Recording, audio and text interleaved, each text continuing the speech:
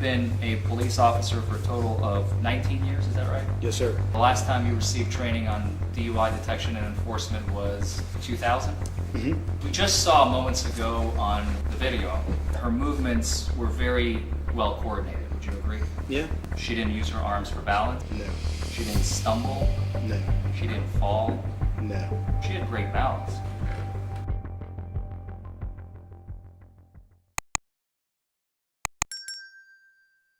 We've got, those fans are going, and I can't stop them. I have no control whatsoever on this system. So you might want to keep your voice up, because I want to make sure they can hear. If at any point you can't hear, because I'm a big mouth, I can make sure I can project my voice anywhere. But if for any reason you can't hear anybody, please let us know, and we'll make sure they speak up. All right?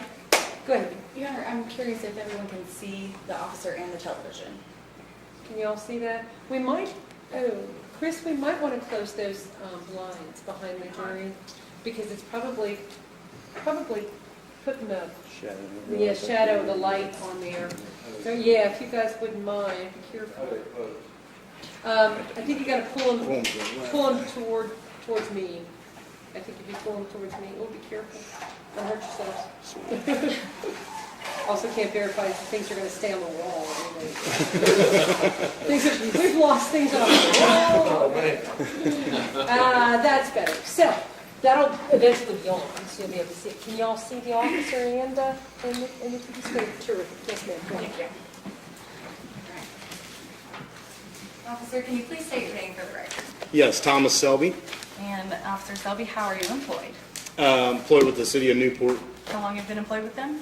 I've been employed with them for 2 years. Okay, and how long have you been a police officer? 19. 19 years. And what are your assigned duties? Night shift patrol. All right. And were you employed with Newport on 9/5, on September 5th of last year? Yes, ma'am. Okay. And on that date, did you have an occasion to be in the vicinity of East 8th Street in Saratoga? I did. Okay. Was that in Newport, Campbell County, Kentucky? Yes. All right. Did you have an occasion on that evening to come into contact with the defendant in this case, Carly Bryan? I did. Do you see Ms. Bryan in the courtroom? I do. Where is she? She's seated next to her counsel there in a blue suit. Okay. Your Honor, I just asked to let the record reflect that he has ID'd the witness, or I'm sorry, the defendant. Okay. About what time of day was it, officer, when you came into contact with the defendant? Early morning, When you say early morning? around 3 a.m. Okay. And how was it that you happened to be called into that area? Yes, we were dispatched. Somebody observed a female in a dark colored Jeep vomiting. Okay. And tell us about what you did after you got that call. I showed up and quickly observed the 300 block of York Street, which is right out here in front of the courthouse. Observed the only dark colored Jeep, which is right at the corner of York and East 4th Street. Okay. The light turned green and I began following the Jeep. Okay, and how long did you follow that Jeep? Followed her for 3 blocks until she turned east, or till she turned east on 8th Street. And then when we got into the 100 block of East 8th Street, she nearly struck a vehicle. Can you describe that a little more? Yeah, so what she did was, as she was traveling on East 8th Street, she drifted, almost striking a vehicle, corrected, and came back before coming to a stop at East 8th and Saratoga. Was there other traffic on the road? No. Is there a reason? That the vehicles were parked along East 8th Street on the right-hand side. So it would have been a parked vehicle? Yes, ma'am. All right. And so you continue to observe? Yes. Tell us what else you observed. Okay, so when she got to the stop sign, which she stopped fine on East 8th Street in Saratoga, when she made the turn left, which would have been going north on Saratoga Street, she turned left into the southbound lane. Okay. A little bit about Saratoga Street, for those who don't know, it's got a large grassy median with a high curb. So if you make the turn into the opposite lane of traffic, there's no way unless you climb over that grassy median to avoid oncoming traffic. She did quickly change her direction, turning right and then back down the proper direction of travel, going north in the northbound lane. And is it at that point that you decided to activate your lights and initiate a traffic stop? Yes. Can you tell us a little bit about that?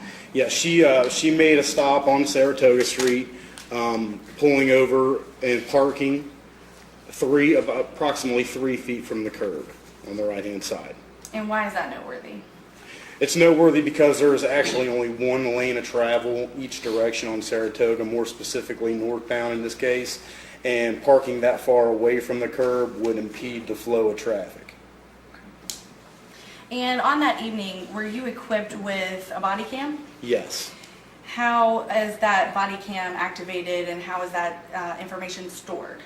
Okay, so I keep it on my chest, approximately right here on my chest, and you have to activate it manually. So there's a button on the right-hand side of the camera that I would turn on, and then we would store it into a server. We would download it back at the police department, and it would be stored in a server for a period of time. Did you have that badge cam activated on this evening? I did. And that was your badge cam that you activated yourself, correct? That is correct. All right.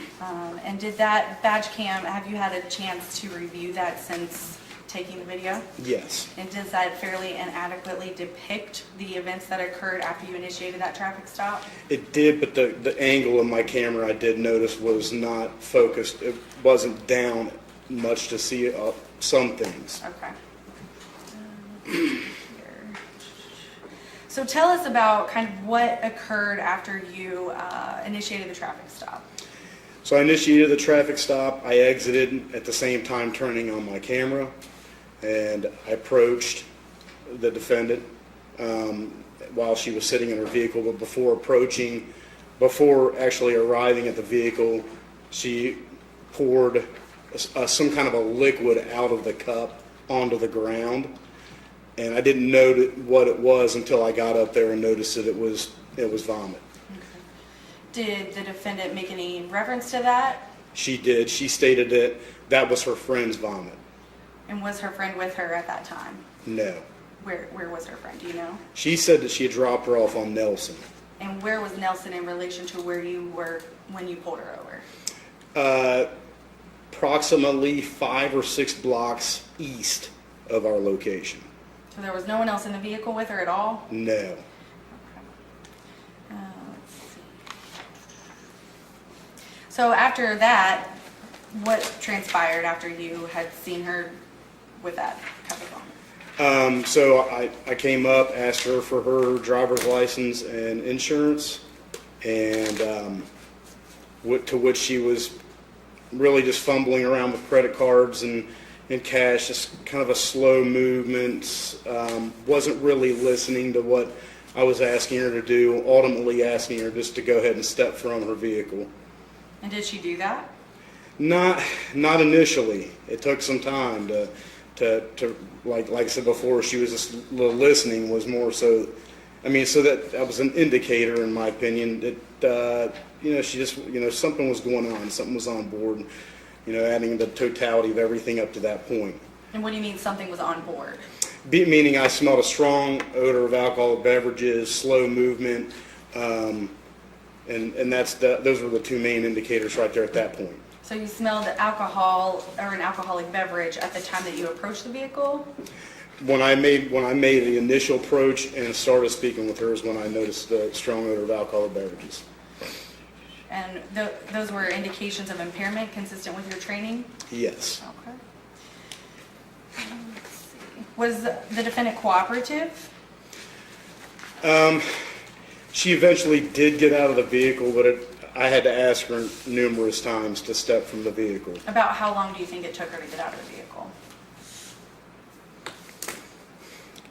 I think I had asked her like 3 or 4 times. I'm really not 100% sure on the amount. I actually opened her car door.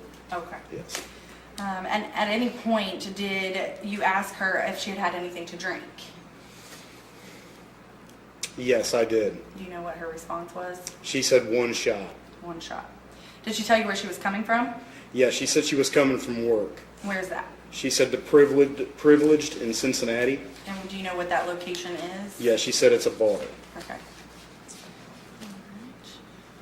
And were you able to initiate field sobriety tests? Yes. All right. Can you tell us a little bit about what the field sobriety tests are and what kind of training and experience you have in administering those tests? Okay. So I when I went through the basic training academy in 2000, we were given a 40-hour class on DUI detection and a 40-hour class on the intoxilizer.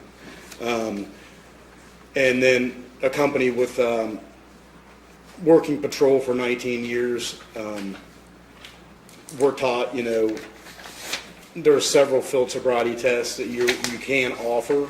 It's it's the officer's decision as to what test he needs to offer based on the environment, the climate, what have you. There's a whole lot of things that come into play. Basically, logistics of where they're going to be taking the tests. Meaning, if you're on a hill, it's probably not a good idea to go one-leg stand or a walk and turn. But in this case, Saratoga's really flat. In this case, when I gave one of the field sobriety tests, the walk and turn didn't actually have a line. I always have the defendants, or have the person draw an imaginary line. It's not so much that they're walking off the line, more so that they're showing me other indicators. And are those field sobriety tests standardized, meaning do you give the same test to everyone, or how do you determine what test to give what person? In this particular case, I gave the defendant the same amount of tests the same tests I would, given the present conditions we were handed that night. The environment, the weather, the demographics of the roadway, those are all that I would normally give in a situation like that. And what are the divided attention tests? The divided attention tests are usually the first two tests I give, and that's the alphabet test and the numbers test. And what are those?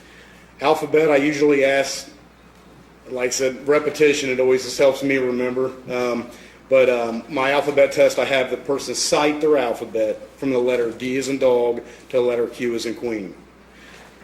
And then on the numbers test, I have them count backwards, starting in the number 71 backwards to 58.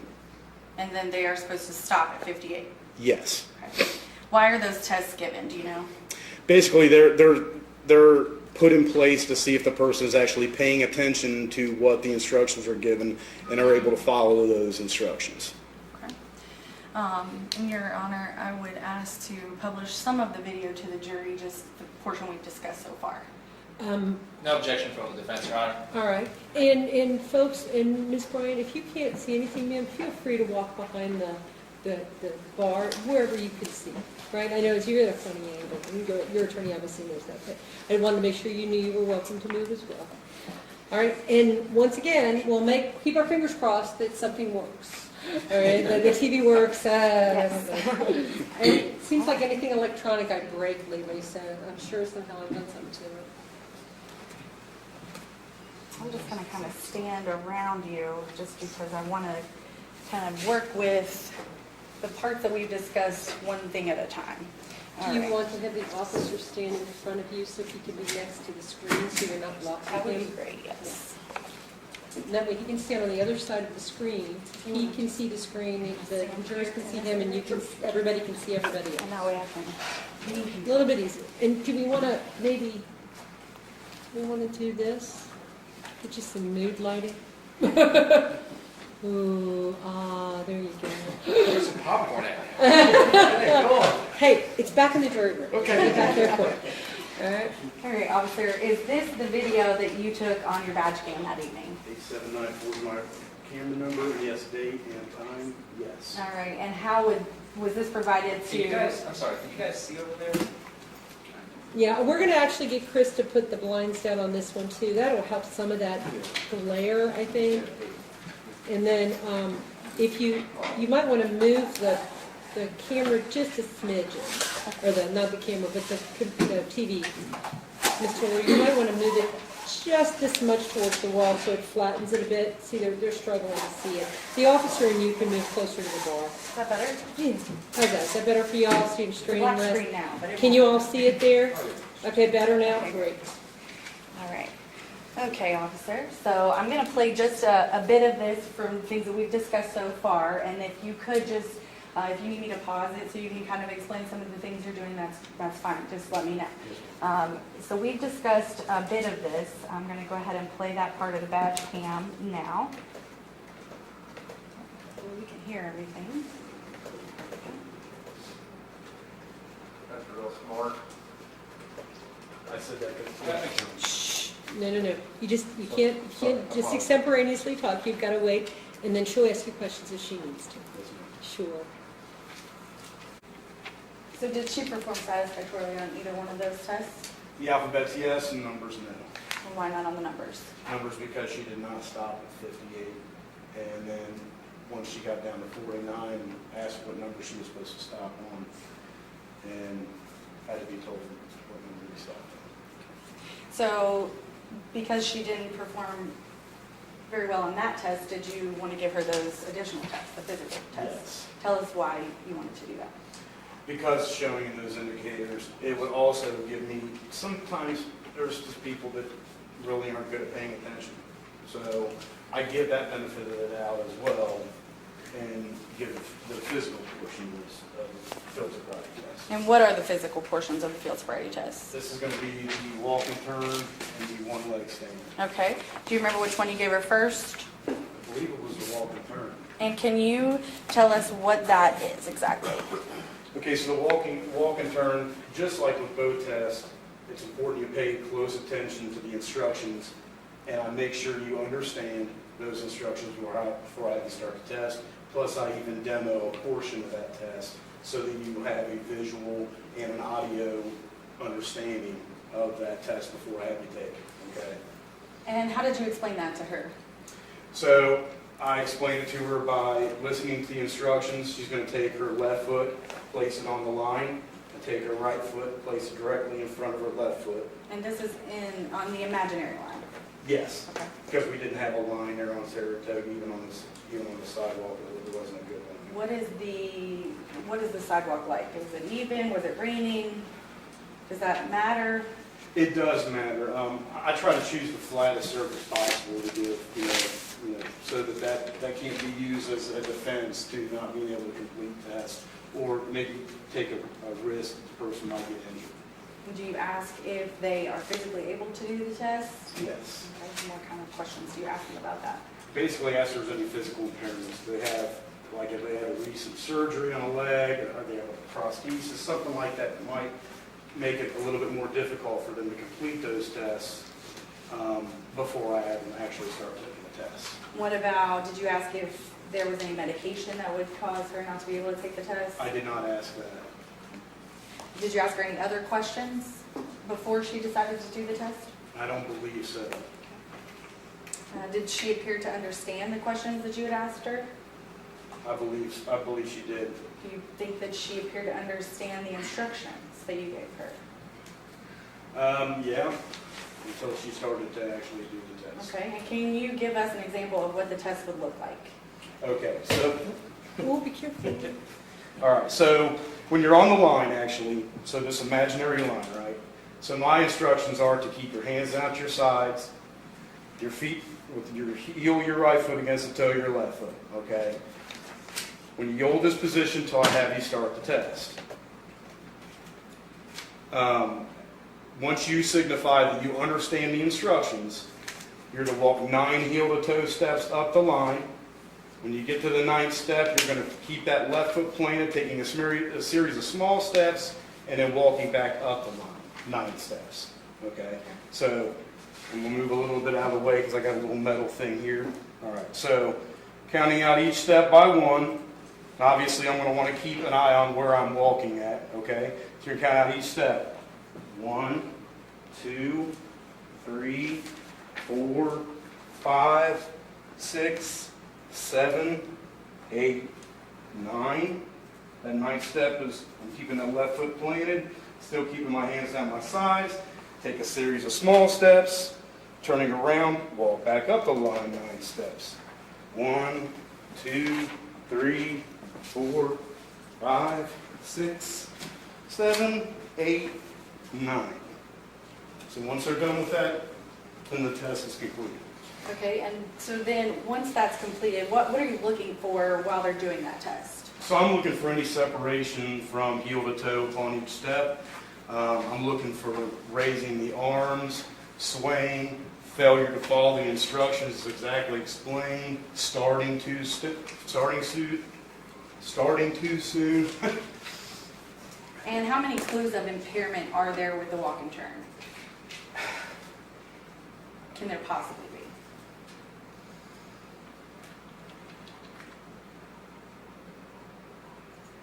Upwards of 7, 8, 9, Okay. maybe 10. How many clues did you see from the defendant?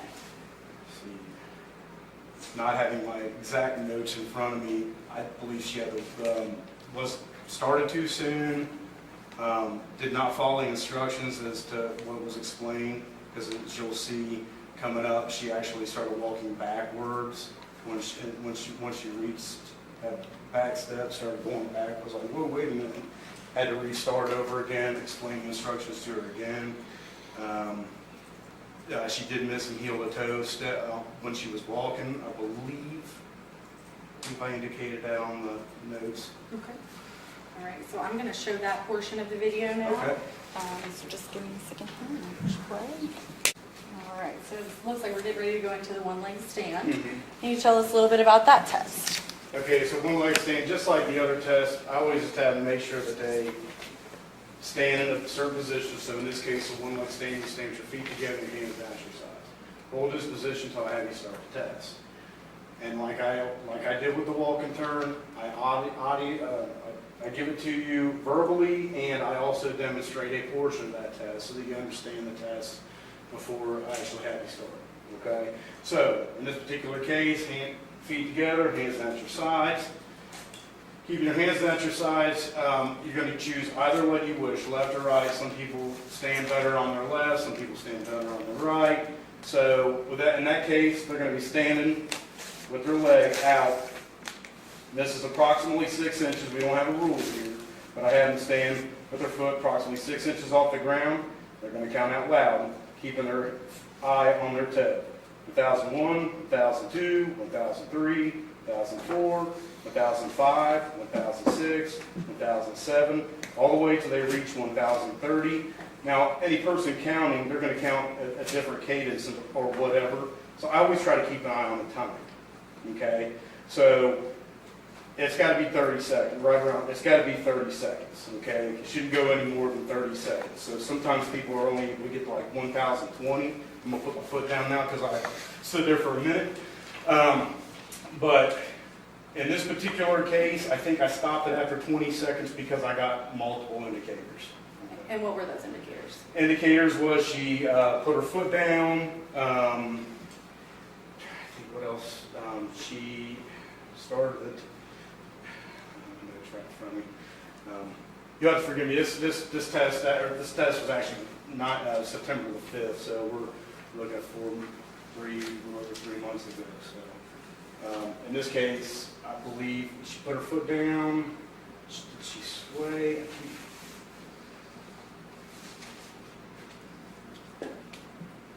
Like I said, there was just multiple indicators. She stopped, I think, after 6. You're just going to have to watch the video here. It'll help demonstrate it for you a little bit. And what's the purpose of this test? This is also another physical. This is just another physical test to see if they're actually able to balance, and then also following instructions in order to complete the test. And do you ask if they are physically able to stand on one leg? I did in the beginning. I asked if they had any physical impairments. Okay, and then so she indicated she did not. That's correct. All right, we'll go ahead and play that test. And I believe, if memory serves, that you can't really see her person on this part. Is that correct? I believe so. I believe there's a lot you didn't see where in the position of my body and where she was at. I'm focusing on that test. Okay. I'm going to play that part. So at this point, what did you decide as far as getting more field sobriety tests? I decided to give her the preliminary breath test. I'm not sure if I'm allowed to go back to the one leg stand. If you have something that you want to add, yes, sure. I do. Okay. Okay. Your Honor, can we approach? Sure. I'm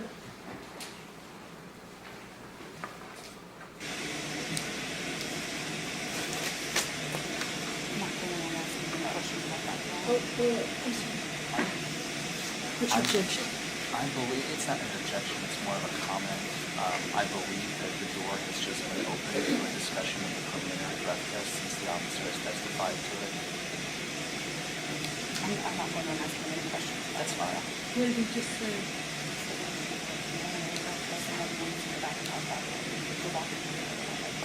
Okay. Well, I mean, the talking is within the PPP and we're going to talk about the number. I mean, That's that's the, you know, can we talk about the number? Because there is no number on the video. I'm not talking about the video, he's going to remember the number. Once we start down that road, he's going to remember the number. He's not the witness that remembers the number, however. He does remember the number. He He's not knows, the one who said it. but he knows the number, he can test, he did the test, he can testify to the number. That's the problem. If we give him a vote, I'm going to let him testify to the number if you want the PPP in. I'm going to tell them to the solution is I tell them to disregard the PPP. Disregard any let's reference to let it. it. Huh? Let it in? Okay, then it all comes in. Okay, go ahead and tell us what you were going to say about the last. Went back a little bit when she was actually going through the test after she restarted again. When she was going whoop, whoop, that's when she was dropping her foot. And I apologized before about my camera. I always try to point it down because I know with this vest it kind of rises up a little bit, so I always try to push it down. But in this case, I forgot to grab on and hold it down so it could capture the actual test itself. But when she was saying whoop, whoop, that's when she put her foot down. So was she unsteady at that point? She was unsteady, which caused her to put her foot down. And is that one of the clues of impairment that you look for? Yes. All right. And after these tests were completed, you took her into custody, is that correct? I gave her the, I took her into custody. Okay. So I'm going to just show a little bit of the video, we're almost finished with this video, of you after you decided to put her in cuffs and take her into custody, okay? Okay. Give me just 1 second here. Can you tell us, before I do, a little bit of what you observed after you decided to put her in custody? Yeah, she became belligerent and made an inference that I'm arrested because she's black, and which obviously is not the case. It just fought us trying to get into the cruiser, which I believe you'll see. She had to be forced a little bit into the cruiser to get into it. And at that point, you were going to take her where? I was going to take her back to our police department, which has the intoxilizer site. And that's the breathalyzer. Okay. I'm going to just play the rest of this tape here, and then we'll. I think that was all of the badge cam. So I'm going to let you go ahead and sit back down if you want. All right.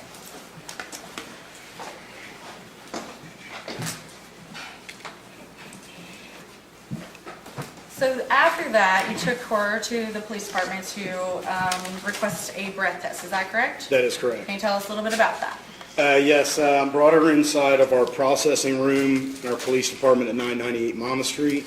Our intoxilizer is inside that processing room. So what I do is I usually place the arrestee in a seat in close proximity, so I have to observe her for 20 minutes, okay, before I actually give her that intoxilizer. And then I read the implied consent warning, and they get to have the right to an attorney, which is in that implied consent warning. And then after that, then they get asked if they want to administer to a breath test on the intoxilizer. They can say yes or no. In this case, she said no. So I would still have to run an intoxilizer ticket and show it as a refusal. And that's a procedure that you follow with every DUI that you get? Yes. Okay.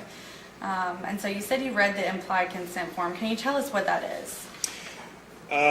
Basically, it's It's not. It's basically like a disclaimer. Kind of explains exactly the process when you, if you take the test or if you don't take the test, what kind of penalty you may face if you do or don't, and what kind of advantages you would get if you actually took it. And I can read that for the if need me. No objection, Your Honor. No, okay. Yeah. Absolutely didn't.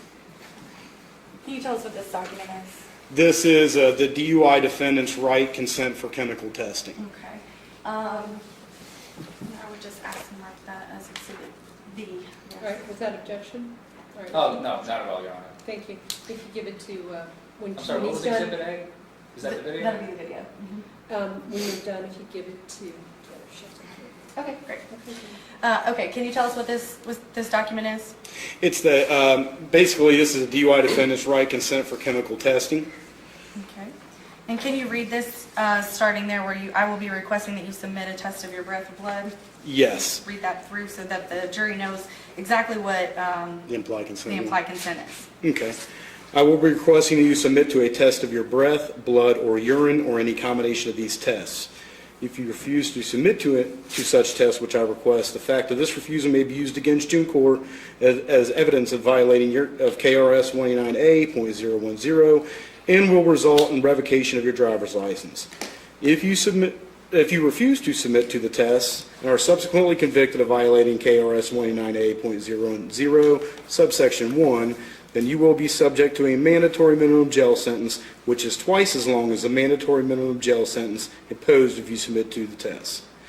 If you refuse to submit to the test, your license will be suspended by the court at the time of the arraignment, and you will be unable to obtain an ignition interlock license during the suspension period. If a test is taken, the results of the test may be used against you in court as evidence of your violating KRS 189A.010 subsection 1, and that although your license will be suspended, you may be eligible immediately for an ignition interlock license, allowing you to drive during the period of suspension. If you are convicted, you will receive a credit toward any other ignition interlock requirement arising from this arrest. If you first submit to the alcohol and substance test, which I request, you have the right to have a test or tests of your blood performed by a qualified person of your choosing within a reasonable time of your arrest at your expense. Okay, and this is exactly the same form that you read to Ms. Bryan on that day. This is a form I did not read from. I actually read, there's actually like a sheet, the actual implied consent sheet, and there's on my phone more specifically. In that case, I'd use my phone for the implied consent warning. And does it state the same exact parameters? Yes. Okay. Tell us a little bit about what happened after you read that to her. I then asked her if I did continue reading more on with the implied consent. Okay, and what was that? I think there was actually, going back, I think there was actually some confusion on the implied consent, like in the beginning. So I had to remind her to listen to this because I only had to repeat it once. Okay. So then I continued on, and then I got into the second section of the implied consent, which is you have at least 10 minutes, but not more than 15 minutes to attempt to contact and communicate with an attorney. Do you wish to attempt to contact an attorney at this time? She said yes. And I said, okay, who's your attorney? Attorney's number. She didn't know the number she wanted. She said it was in her phone. I said, we don't have your phone. Where was her phone? Phone was in her car. Okay. Then I said, I can look in the yellow pages.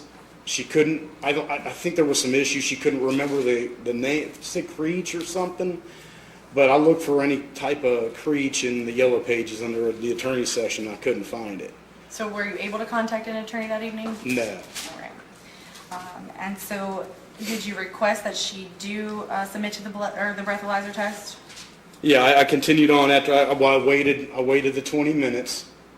And what, tell us about the 20 minutes. What is that and why is that important? Okay, 20-minute observation is basically to make sure that that person doesn't vomit, which would give a residual mouth alcohol, or they actually don't ingest anything into their mouth, like draw something into their tobacco or for more alcohol or drugs or anything like that. So I actually have to physically see them. It's not like they can be in one room of the building and I could be in another room of the building. I actually have to be in that same room with that person for 20 minutes. No less than 20 minutes. It can go more, but no less than 20 minutes. And were you able to observe her for that 20 minutes? Yes. At which point she refused the test. After that 20 minutes, I continued on with the implied consent warning. And I asked her in the last 20 minutes, did you bring anything, or did you put anything in your mouth, anything come up from your stomach? To which she said no. And I said, based upon the information which I previously read to you, I'm now requesting you submit to a test of your breath. Will you now submit to the test? And she said no. Did she appear to understand what was going on, the implied consent, and what you were saying to her? I believe so. Did she ask any questions about that? Not that I can recall. Okay. Did she ask you to repeat anything that you had told her? Like I said in the beginning, I think I don't know if she actually asked me to repeat. I think there was some confusion, like she didn't understand something. So then I reminded her, listen, pay attention. I only have to read this to you once. Did she make any statements about why she wouldn't take the breath test? Yeah, because I think she was still inquiring about certain things. Okay. Do you remember what the reason was that she didn't want to take the test? There was a test that I had given her that she wanted to know the outcome of. Okay. Did you base your opinion of the defendant's impairment solely on the refusal to take the test, the breathalyzer test? No. Okay. What did you base your opinion on? From the first moment I seen her in the 300 block of York Street going south to where she turned east on 8th Street to where she nearly struck a vehicle in the 100 block of East 8th Street, and then turning north in the southbound lanes on Saratoga, and then her parking along the curb approximately 3 feet from it to where she poured vomit out, my approach on the vehicle, the odor emanating from her while she was in a vehicle, to the field sobriety test showing numerous indicators, to where she was belligerent upon placing her in handcuffs, and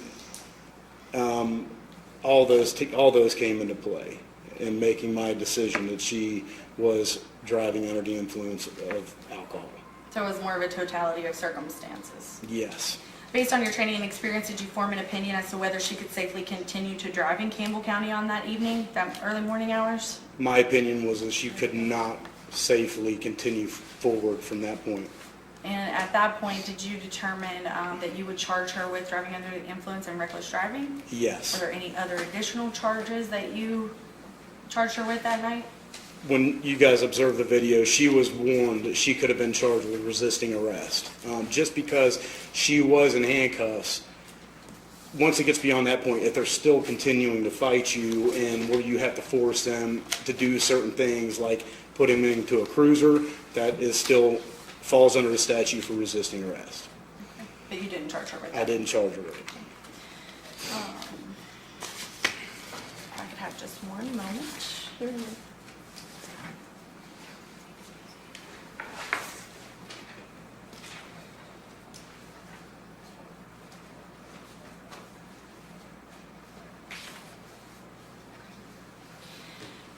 So, based upon everything that you observed that night, did you have an opinion that she was under the influence of an alcoholic beverage while she was driving the car that evening? I believe that, yes, she showed that there was indicators that showed that she might very well be intoxicated. Do you believe that she was impaired while driving? Yes. Did you? Your Honor, objection. I believe the Commonwealth is leading the witness at this point. I don't think so. I don't think that's leading. Go ahead, Rule. Did you observe Ms. Bryan physically in control of that motor vehicle? Yes. And can you tell us how she was physically in control of the motor vehicle? She was in the driver's seat and operating that vehicle from the 300 block of York Street until I stopped her on Saratoga. Okay.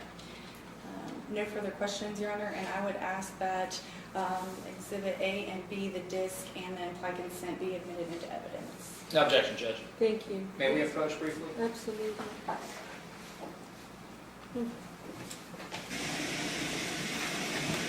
Honor, Can we take just a 2 to 3 minute recess? Council needs to use the restroom.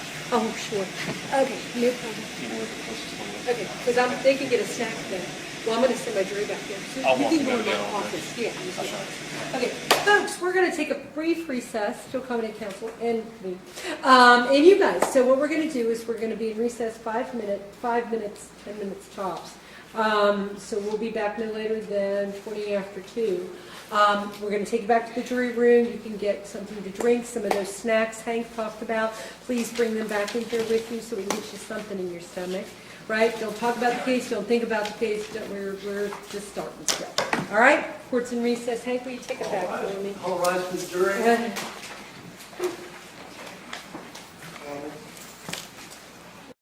Oh, jury's coming. I found apples. I gave him some apples. Well, Hank gave him. Yeah. I found the low-cal popcorn and Hank found apples. Well, I have food. Oh, gosh. They're all set. Yeah, they're all set. They were eating my apples when I was in there. Well, good for them. Healthy eaters. My candy was calm. I needed it. I just needed some food in my stomach. Yeah, I was gonna bring up your candy, but I figured I wouldn't. You're welcome to go in and get some of it. Oh, you got some of your candy back there? Yeah, a whole bowl's full. Good stuff too. The Snickers and all that kind of stuff. Help yourselves. I don't care. I don't need it. And it's my temptation jar. To prove to white myself I chocolate can stuff put around. down candy, huh? It's the little white chocolate stuff around the little Oreos. Oh, I know. My gosh, you're so bad. Oh, golly, golly, golly, what is this? All rise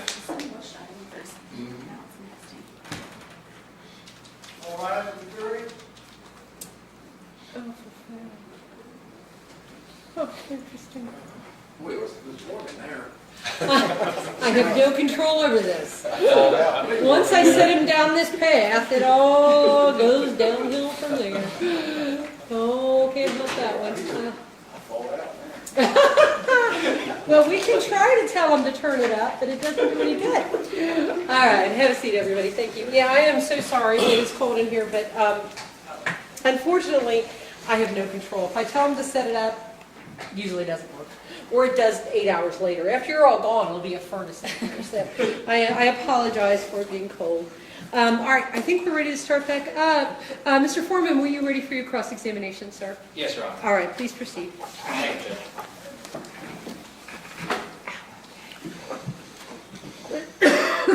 Pardon me. Good afternoon, officer. Afternoon. May I remind you that you are still under oath? Yes. We had a brief discussion with the Commonwealth as we were answering questions about this case. We've established that you've been a police officer for a total of 19 years, is that right? Yes, sir. And is that 19 years as of this year or 19 years as of the time of the arrest? 19 years as of this year. So was it 18 At the time, 18. on September the 5th? 18 and some change. 18 and some change? Okay. So you also stated that you had training dedicated to DUI investigations and all that, right? Basic training, correct. Basic training? Mhm. You had no refresher courses since then? No. So the last time you received training on DUI detection and enforcement was 2000? Mm-hmm. They taught you how to write citations at the academy, right? Correct. How to write uniform citations that you issued to suspects. Yes. They taught you that they must be complete, Yes. accurate, Yes. truthful. Yes. Anything that you saw when you were interacting with a suspect, you would write down, wouldn't you? Yes. And anything that you felt was unimportant, you didn't have to write down. I would write down everything that I needed to write down to conclude my investigation. You knew that at some point, as we have here today, people would rely on that report, right? Yes. The judge would rely on it, right? Yes. Prosecutor, Yes. me, Yes. the jury. Yes. And if at any point, because it's got very limited room on that little uniform citation, I'm sure you filled out your fair share of these, there isn't much room in that box, is there? No, sir. So if you needed to write a narrative, let's say, you could write a supplemental report, right? Yes. You did not complete a supplemental report in this case. No, I correct? did not. So the only evidence of your impressions on the night of September 5th of 2018 at 2:58 a.m. are written on this piece of paper right here. Is that a fair statement? In writing, I mean, not obviously your memory, excluding that. Obviously you don't have that written down, I presume, unless you would like to tell me otherwise. Yes.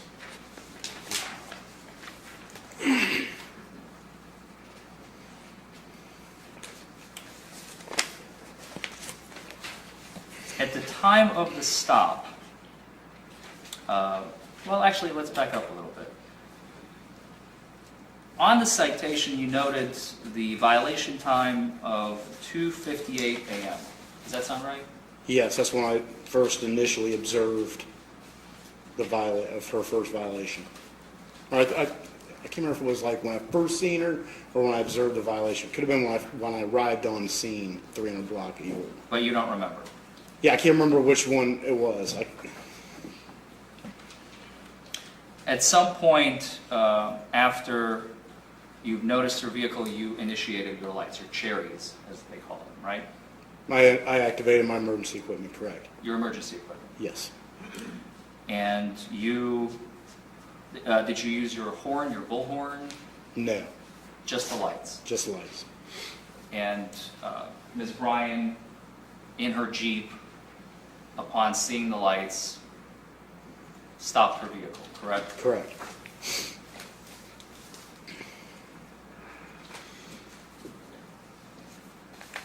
You've stated, and by the way, is that video equipment still It should be. hooked up? Okay. Yes. I'm going to be using that. You're going to have to show me how to. Uh-huh. All right, thanks.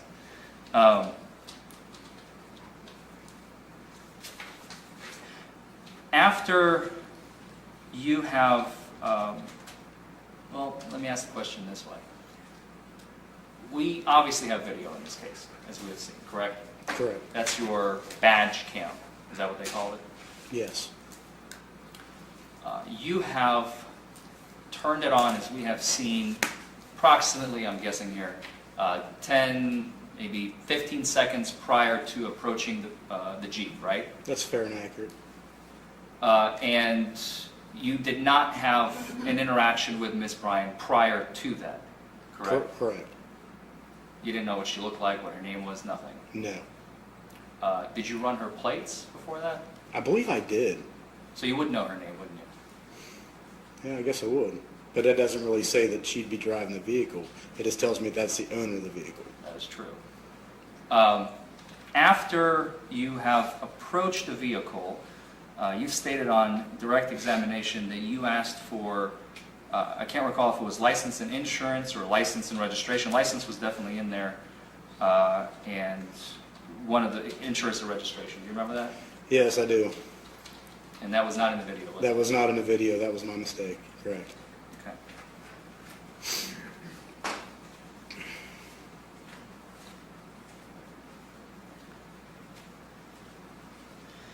In talking with Miss Bryan, you had an opportunity to observe her, right? Yes. You had an opportunity to speak with her. Yes. You, I'm talking even before the first field sobriety test. This is post-stop, pre-alphabet. Okay, I want to focus on this chunk right here. Okay. You had a chance to observe her, right? Mm-hmm.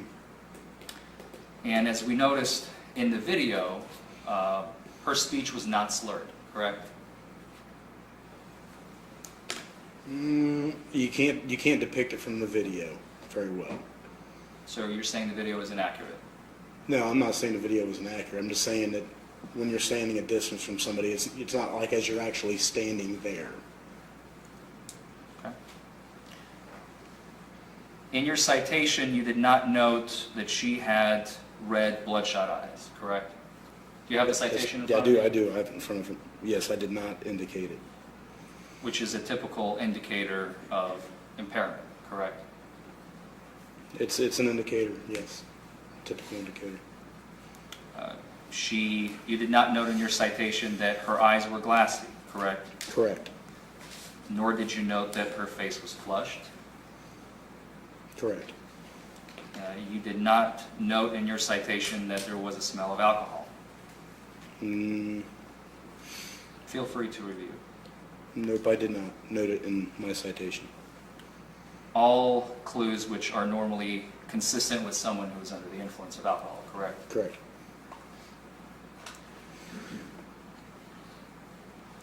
Now this is kind of going to bleed over a little bit into the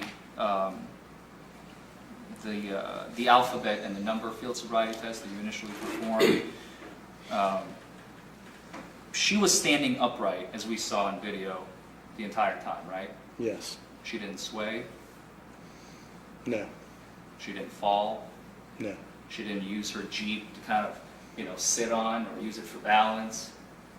Not that I can recall, and I didn't indicate it anyway, so no.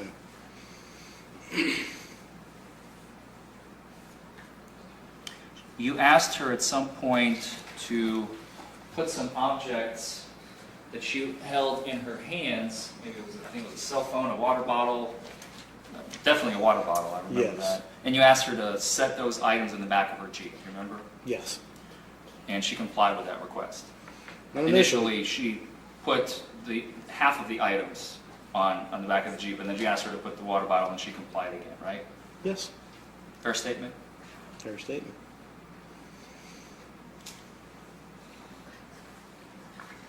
When she spoke with you during this period, she responded with "sir" at the end of most of her statements, right? As we heard. I believe so.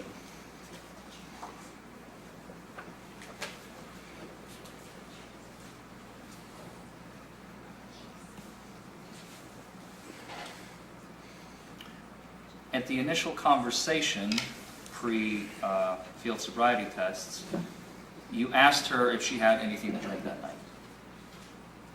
Do you remember? We saw it in the video Yes. this afternoon. I keep saying morning. Yes, I do. No. And she admitted to having one shot at a bar called Privilege. You Yes. recall that? I do. She didn't tell you what time she took the shot, No. and you didn't ask her. No. You also didn't ask what type of shot it was, Nope. and you didn't ask her either, and she didn't tell you, right? Right. Sorry, I forgot which question I asked first. And as we discussed here, I believe you were in the courtroom during our questioning of the jury panel in voir dire. You are aware that it is lawful for an individual to consume an alcoholic beverage and then operate a motor vehicle so long as they're not under the influence, correct? Correct and honest.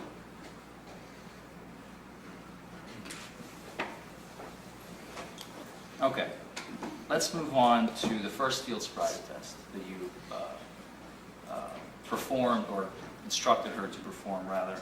Is this the alphabet numbers or is this a walk and turn one leg stand? We're going to start with the alphabet first. Oh, okay. All right? That was the first test you performed, right, as we saw? Yes. You didn't perform any test prior to that. Nope.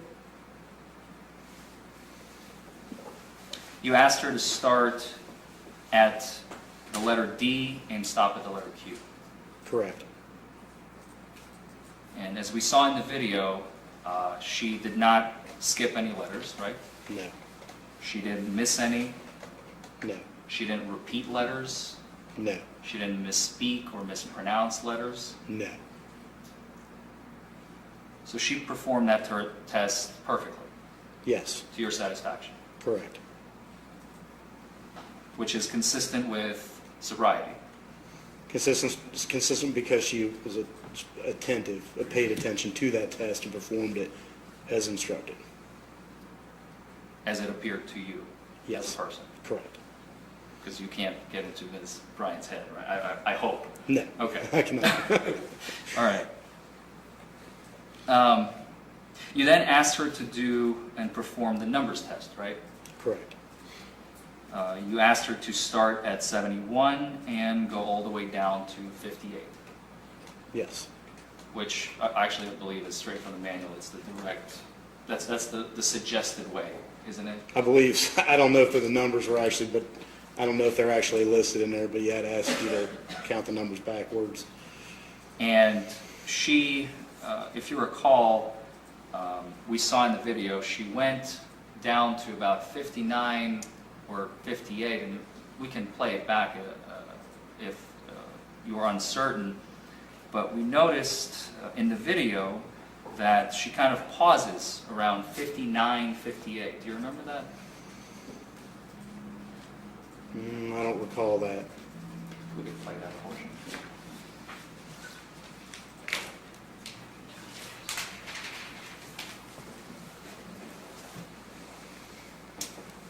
Right there.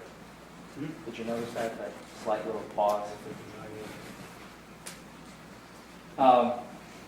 She ended up going all the way to 47 though, right? I believe that was 49 actually. Or 49. Yeah, I think it was 49. During that test, she didn't skip any numbers. I can't remember if she started off on 71 or she started on 70. I don't think she's... Do you want me to play it for you again? Yeah, I can't remember if she started on, because That's fine. that's an You can indicator play it. too, so I can't remember if she started on 71 or 70. Let me roll it back. Or number 71 and stopping at number 58, 71 backwards to 58. You understand? It's got to perform it. Okay. So she started at 71. And she did not miss any numbers going back. She did not miss any numbers going back all the way down to 47, but not as instructed. Yeah, it was either 47 or 49. I can't remember which number she stopped Or, on. but I'm she- sorry, yeah, that's the okay. one I have in my notes. That's why I'm clinging to it. I apologize. But if it was 49, it was 49. I don't Okay. recall. She didn't skip any numbers, right? You just said that? Yeah, she did not. She didn't miss any numbers. No, she did not. She didn't repeat any numbers No, she did not. or misspeak or mispronounce them. No, she did not. Again, which is consistent with sobriety. Except she didn't stop where I asked her to stop. You then performed a physical test. Well, two physical tests, right? Correct. The walk and turn and the one leg stand. Yes. Both of which are standardized. Yes. And again, those tests you've learned at the academy in 2000, right? Correct. You've never had a refresher course during your 19-year tenure. No, sir, I did not. Okay. Or have As a police officer. Correct.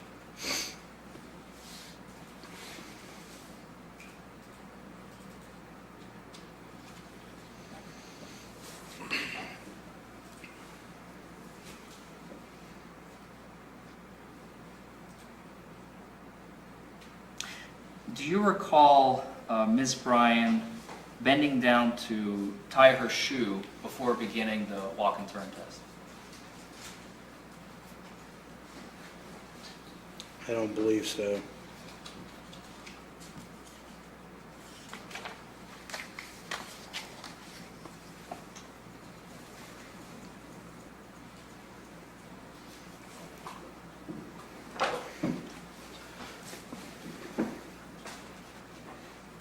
During the instructional portion of the first physical test, which was the walk and turn, Yes. as we saw in the video, she did not sway during the instructional phase, correct?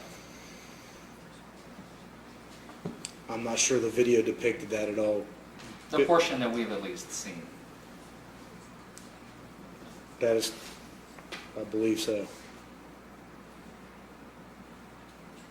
She didn't fall. No. She didn't stumble. No.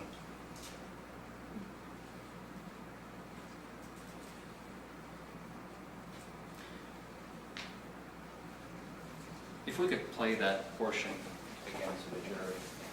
I'm going to pause that right there.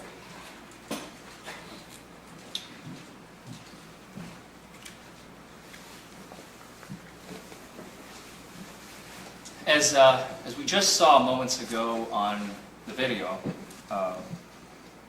we could see, officer, that her movements were very well coordinated. Would you agree? Yeah, movements were very well coordinated. They were deliberate. Yes. She didn't use her arms for balance. No. She didn't stumble. No. She didn't fall. No. She had great balance.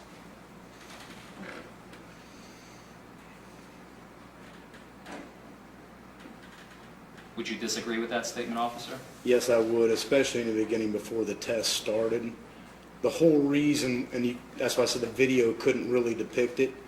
A lot of times the point of standing there with your left foot and your right foot in front of your left foot while the instructions are going on to see if they can actually hold that position during the instruction stage. She did not do that. She did not hold the position at the beginning. You saw how many times I had to ask her to put her foot, and she's doing the wrong foot, and I had Correct. to, you know what I mean? And I had to show her a couple times. So yeah, she did not. For a few seconds, completely out of line with your instructions, she even began walking backwards, right? Correct. And even that she did with great accuracy and precision. Would you agree? The test was not done accurately. She was asked to take a series of small steps. That's not my question, officer. Oh. My question is, doing the test incorrectly, okay, not in accordance with your instructions, as we saw moments ago, she was walking backwards without falling, Correct. without stumbling, Correct. with great balance. Correct.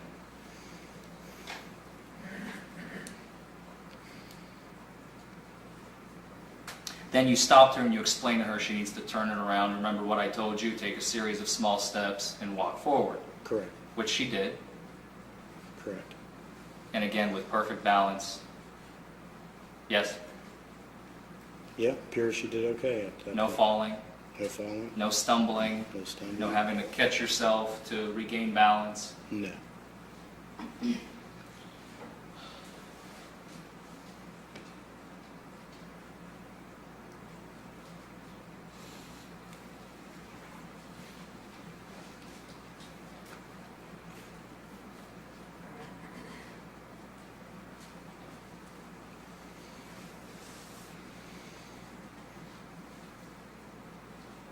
Let's move on to the one-leg stand.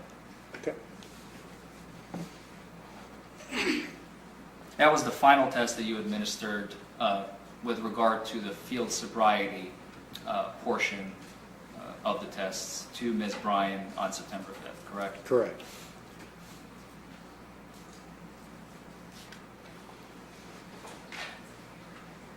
I'd like to play that portion for the jury. Step out.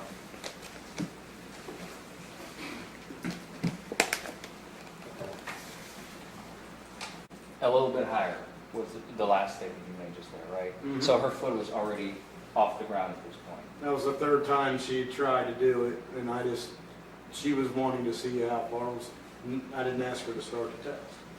So that's another indicator. Starts too soon, 3 times. Okay.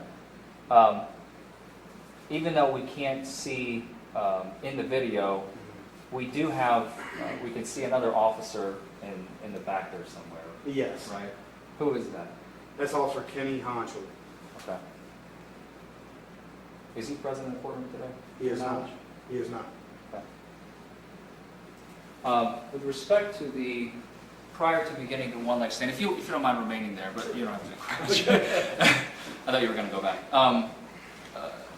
With respect to the one-leg stand, when you were giving her the instructions, she seems to be, as we can tell, a little confused. She was asking about making a step, right? How many steps am I taking? So we're not doing steps, right? Right. You're lifting your foot up, As I demonstrated, correct. right? And then she raised your foot, Mm-hmm. and then you said a little higher. Mm-hmm. We're going to continue. Okay. You can have a seat, officer. Thank you. Thank you, sir. So by my calculation, the last portion when she actually held her foot up the entire time was approximately 43 seconds. Does that sound right to you? No, it does not. So she put her foot down throughout the entirety of this test? Is that your testimony here today? Okay, I'm sorry. Maybe I didn't understand the question at first. Can you please repeat? My question is, as you've already indicated, she restarted the test at least 3 times, correct? Or she did the test? She tried to start. She tried to start the test at least 3 times? Yes. Or 4 times, is it? I think it was 3. 3? Mhm. Okay. The third time, where she did not stop counting and she went all the way from 1 to 20, you asked her to stop the test when she got to 20, correct? No. No? No. What I asked her to do was, I did stop her at when she reached 1,020. As you could see, her pace was a little slower than probably a wristwatch would Natural. be. So when I looked at my watch and I started it was about 30 seconds that she was told to stop by my watch. So for 30 seconds, she had her foot up off the ground. After she had restarted from putting it down the first time at 6. Yes. On the third attempt, right? Or whichever attempt this is, by your calculation. From what the video depicted, Yes, she held her foot up for 6 seconds and then put it back down. correct. Then what? And then there was some dialogue between us, as you could hear. Correct. And then she restarted the test. And she held her foot up for 30 seconds the third attempt. Yes or no? Correct. Thank you.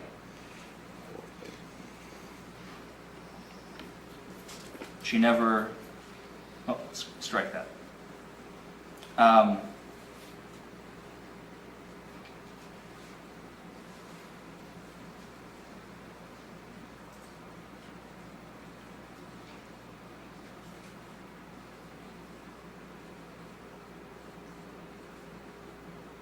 She never fell during any portion of the one-leg stand, correct? Correct.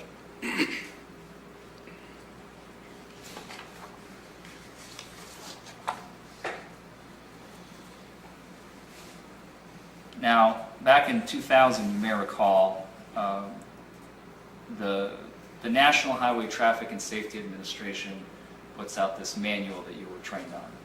Do you know what I'm talking about?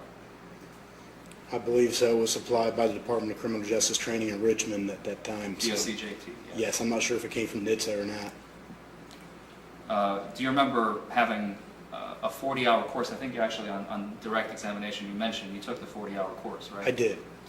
And you learn about the battery of 3 tests that you're supposed to administer to an individual. 3 tests? Okay, are there more than 3 tests? We have the physical test. There are the mental tests. I should probably clarify, my apologies. You have mental tests and you have physical tests, right? Tension tests and physical tests, correct. Right, And then you have mechanical tests. right. One of the tests is a horizontal gaze nystagmus. Are you familiar with that test? I'm very familiar with that test. Okay.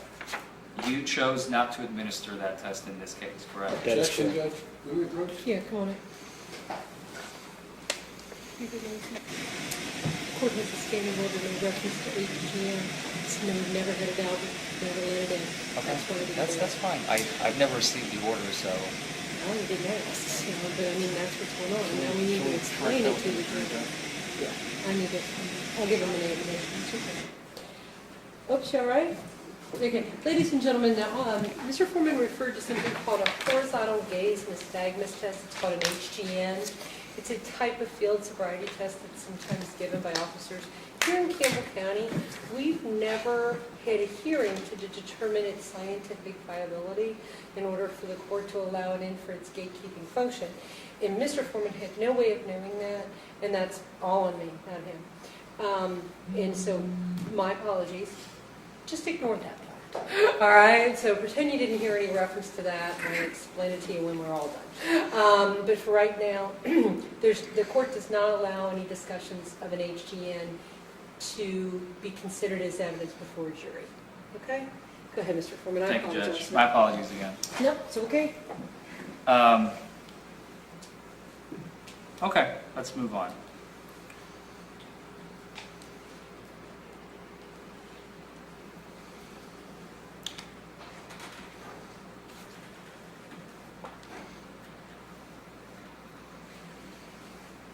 After you have completed, you asked Ms. Bryan to complete the 4 field sobriety tests, you have, as you already stated on direct examination, administered what's called a preliminary breath Objection. test. Judge, can you approach? Sure, come on up. Thought we had this discussion. I told him you opened the door, it was going in. He said he's okay. You can ask the You can ask him number. everything you want. He can ask the number. He's waiting. I'm concerned that he's going to open the door to some kind of error. I mean, it all Oh, I'm sure it will. But I mean, he's waiting. I waive the error. I He's can't waiting really in use the it air. You can't use it. for appeals purposes. Okay, so Unless you well, want to preserve the air for you, which is fine. You are welcome to do that. As long as he's You never hurt my there for feelings. appeal purposes, Oh, he's waving it. It's what he There's said. even a case, it's Ellery v. Commonwealth, it's a 2012 Supreme Court case that says the Commonwealth, if a motion is made by a defendant, I'm maybe familiar with this case, if a motion is made by a defendant, the Commonwealth may not introduce it, but the defense can introduce the number at any point at any time. It's the defense's privilege. I'm So sorry. because he's waving it, so then it makes it free game for you guys as well, right? Let's have at it. Let's see what happens. We've got it on review. Go ahead. Thank you, Your Honor. You're welcome. As I've just asked, after you have completed the battery, in this case of 4 tests, 2 mental, 2 physical, right? You administered a preliminary breath test. Correct. If we could play that portion of the video for the jury. Sure. I'm assuming you know where it is on the video. Yes, Your Honor. Okay, good.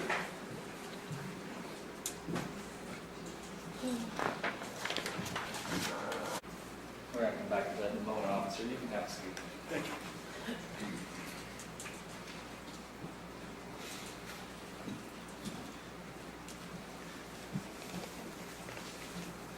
As I already asked you a few minutes ago before we played that portion, you administered something called a preliminary breath test, correct? Correct.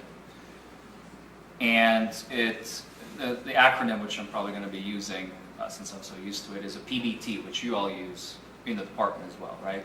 PBT? Yes. So when you refer to the PBT, you refer to the little device that you can administer in the field to an individual you suspect to be operating under the influence, correct? Correct.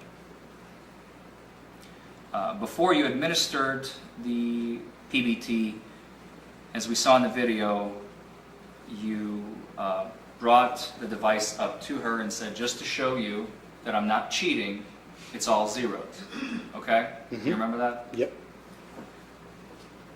You then instructed her to blow into the device,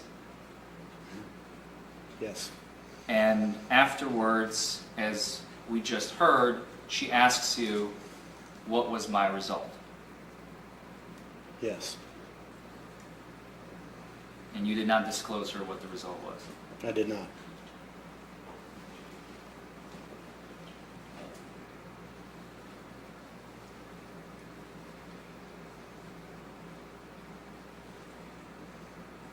Let's go to the arrest sequence. You can have Is that an accurate depiction of the events that transpired on September 5th, 2018? Yes, sir.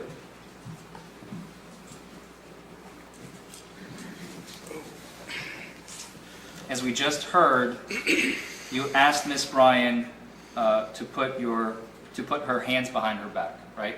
Correct.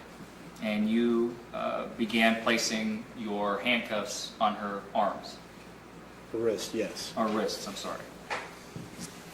At which point she began asking for her belongings, I think namely her car keys from her Jeep. I think she wanted her vehicle secured. She asked about the keys and some things like that, and I told her I would get those items for her. She specifically asks, quote, "Can I get my keys out of my car, sir?" End quote. Okay, Do you remember that? that's correct. I'm quoting from the video. Thank you. And then your reply was, "Just put your hands behind your back," okay? Mhm. Does that sound right? Yes. And then she asks, "Why are you handcuffing me?" Do you remember that? Yes, I do. And a couple of times we could hear her ask if she could know what she blew on the PVT, correct? Correct. And you decline. Told her it showed presence of alcohol. You tell her it showed the presence of alcohol. Correct. And then towards the end, we have a moment where she says, quote, "I let you handcuff me. I did everything you asked me to do. Are you going to tell me what I blew?" End quote. Do you remember that? Yes. And you simply tell her, at least a couple of times I believe, it's kind of hard, it's very muffled, but you tell her to stop. You can clearly hear the word stop. Mm-hmm. Does that sound right? Yes. You go so far as to threaten her with resisting arrest, not on one, but on 2 occasions if she doesn't, right? She was being resisting at that time. She could have very well been charged with resisting arrest for what she had done. That's not my question. My question is, you, on video, as we just heard, tell her that she could be charged with resisting arrest, correct? Correct. We could also hear her say at least 3 or 4 times, asking you collectively, individually, it's unclear, to shut my car door. Yes? Yes. And lock it. Yes.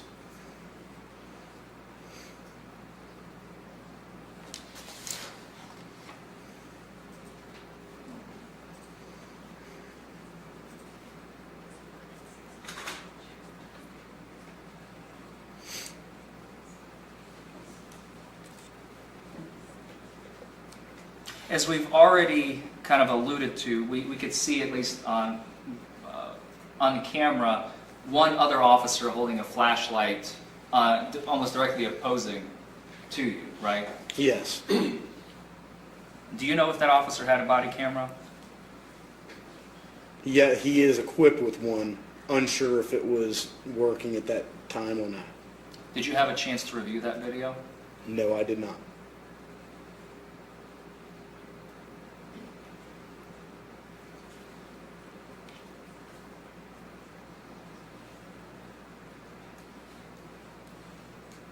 Your Honor, may we approach?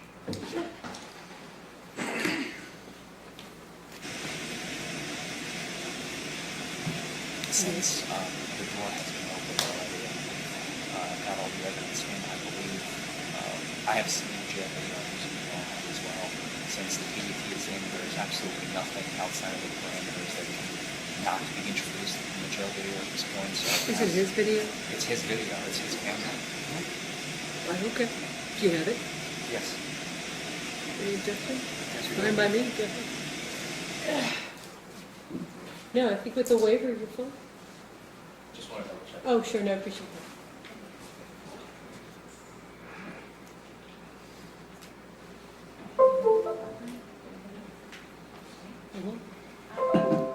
I just wonder I'm assuming close this out. watch again. Should be the E public, I think. I don't know.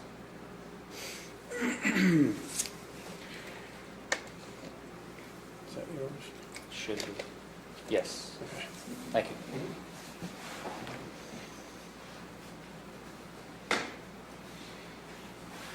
So, Officer Selby, after you strike that. After you placed Ms. Bryan in, was it your cruiser or was it somebody else's cruiser? It was my cruiser. Your cruiser. You placed Ms. Bryan in your cruiser. We could clearly see, we hear this vibration. That's you turning off your badge camera, correct? Yes. At some point, you resume playing that video. you turn your badge cam back on, Yes. and that is at the jail, correct? That's at our processing room at our police department, Processing room in the police department. where our toxilizer's at. Do you remember doing that? Yes. Did you have a chance to review this video prior to coming into court today? From my camera in the processing room? From your camera in the processing room? Yes. For trial purposes, Your Honor, I'd like to mark this as Defense Exhibit A. No. Thank you. Feel Let free to- me stop. Is it on a separate disc or is it on the same disc that we've been looking at? Brian, My apologies, I don't understand the question. Okay, we've got one disc that's been entered as prosecution's exhibit. Is the information that you want to put in as a defense exhibit on the same disc? No, they're on my flash drive. I believe the same file. If the question, Judge, is does the disc that we tendered to the court contain the video that we believe he's showing? I think the answer to that is yes. Oh, I just want to make sure that I can note it for the record purposes, is that that's your evidence that's been submitted. Understood, Your Unless you Honor. want me to take your question. No, I do not. Thank I you. don't think you would, okay, thank you. Well, then note that it becomes, can we make it just a joint exhibit A and B then? Or joint exhibit We have no objection to that. A1? Is that okay with you? Absolutely, So Judge. we'll make the disc a joint exhibit 1, that way we don't have to worry about whose is whose and we can have it in the record. Thank you. Thank you, Your Honor. You may have a seat, officer. Is this a fair and accurate depiction of the events that transpired at the jail, or the processing center, excuse me, on September 5th, 2018? Yes. As we just saw moments ago in the video, Ms. Bryan asks you a few times what her preliminary breath test result was, correct? Correct. And each time you decline. Correct. To answer, you either answer, I don't have to tell you that, right? Yes. Or you say, it showed the presence of alcohol. Correct. Those are the two most common responses by you. Correct. And towards the end of the video, you offer her another breath test, correct? Are you referring to the intoxilizer site right there? Yes, sir. Yes. And she replies with negative. I thought she said no, but she's very well. Whichever she said. She no. declined, Yes, right? she declined. Correct.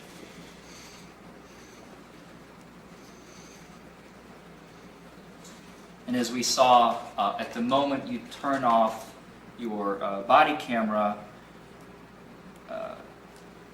you never turn your camera back on with respect to your interactions with Ms. Bryan, correct? That is correct. This is the end of your recorded interaction with Ms. Bryan. Correct.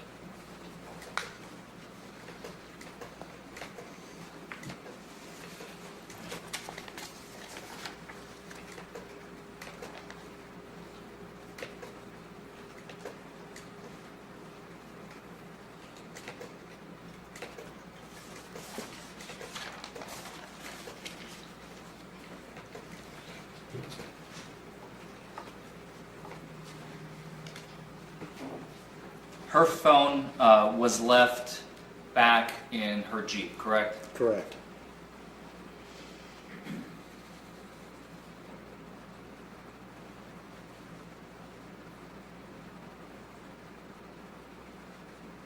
I believe those are the questions I have.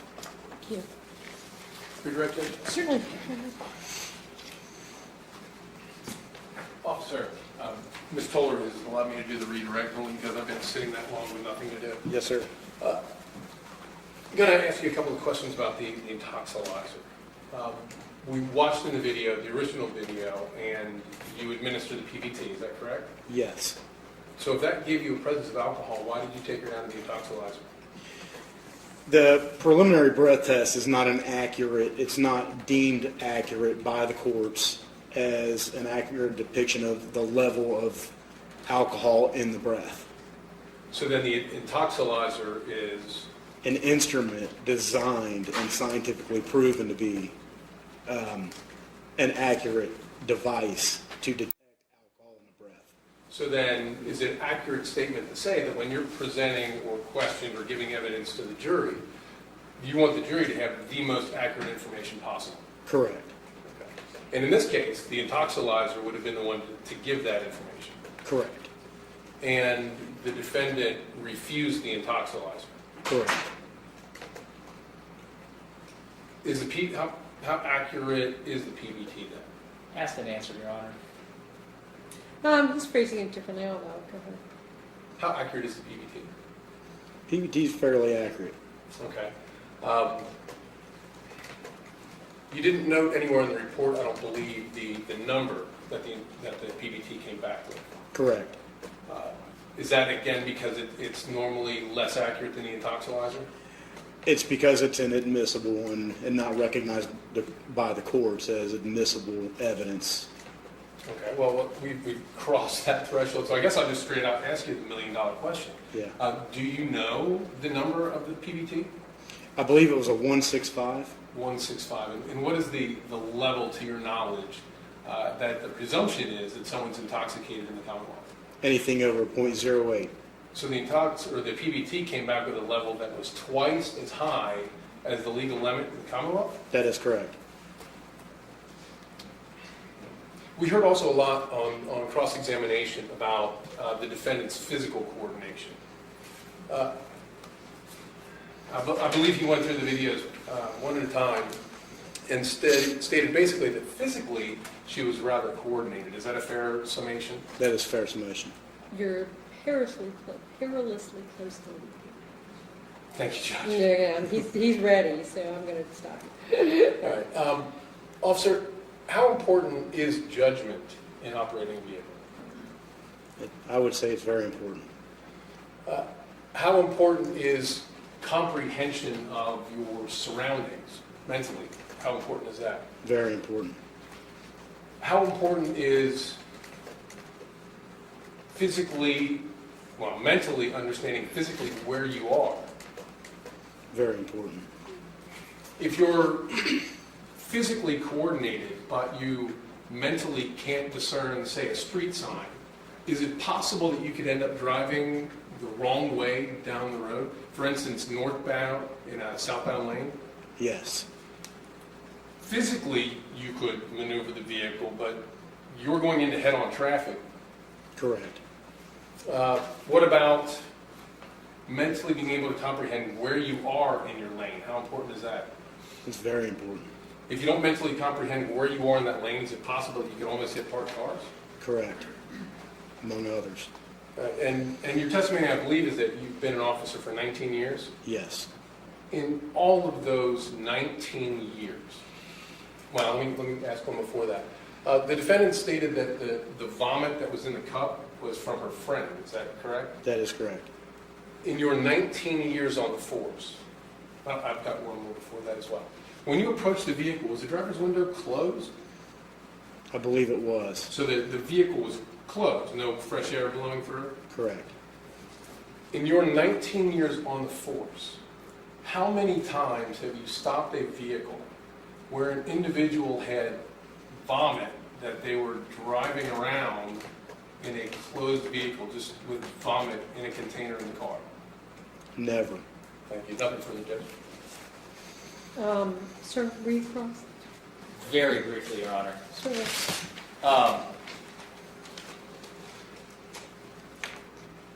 You've stated just now on redirect, Officer Selby, that the PBT result is inadmissible as evidence in court, right? Correct. Just a moment ago? Correct. Yeah. And you've also stated, and I wrote this down verbatim, quote, it is not an accurate depiction of alcohol in the breath, end quote. Correct. No further questions.